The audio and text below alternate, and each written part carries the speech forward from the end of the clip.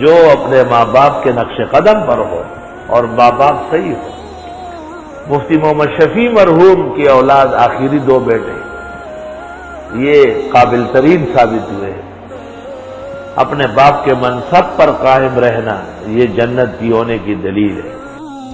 حضرت الاستاذ مولانا مفتی ولی حسن صاحب جو فقیہ حاضر الامہ اور محدث کبیر تھے اپنے زمانے میں، اور مفتی اعظم پاکستان کا شرف حاصل تھا انہیں.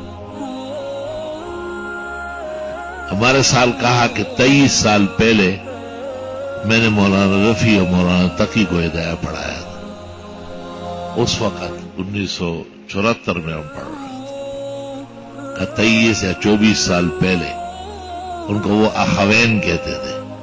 یہ اخوین کے والد مفتی شفیع کے حکم پر مجھے خاص بلایا کہ حضرت میں چاہتا ہوں میرے بیٹے آپ سے فقہ پڑھیں.